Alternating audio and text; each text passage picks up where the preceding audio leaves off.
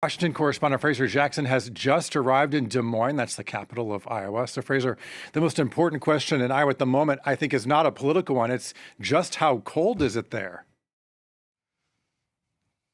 Monty, I think it's safe to say this is the coldest I have ever been in my life.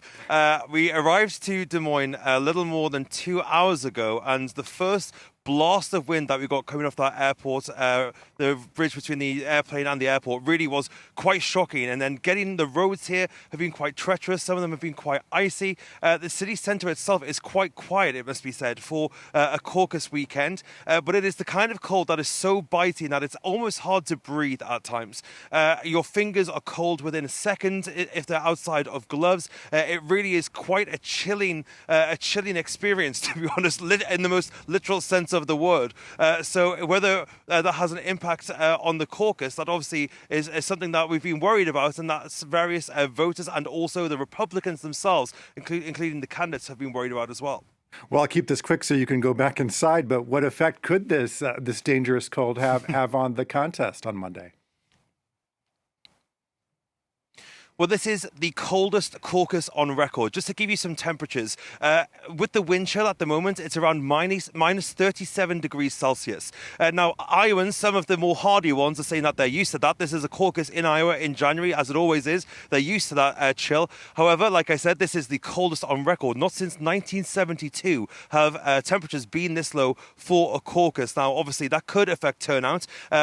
Not just because whether people will be able to get to their polling station, but also some people may become complacent if they are supporting someone like Donald Trump, who is so vastly ahead in the polls. They may think there's no point in them going to vote and putting themselves in danger, waiting in long lines potentially to get to that polling station at 7 o'clock on Monday. Or if they are voting for somebody like Nikki Haley or Ron DeSantis or one of the other candidates, they could also think, well, they're so far behind, maybe I'll just stay home and not brave the elements. So the Republican Party here really is watching that. It could be a wild card. But the latest poll that we got from the Des Moines Register here in Iowa shows that Donald Trump is still far ahead of his competition, far outstripping it. So at this point, it's basically a race for second place. Nikki Haley is now in second place, according to that poll. Whether she will keep that and give herself some momentum going into New Hampshire in just over a week's time, that's really what she's gunning for. And that's what we'll be watching for over the next 24 hours or to the next 48 hours.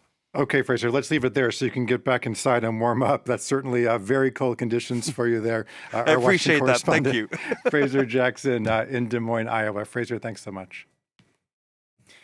Well, Taiwan and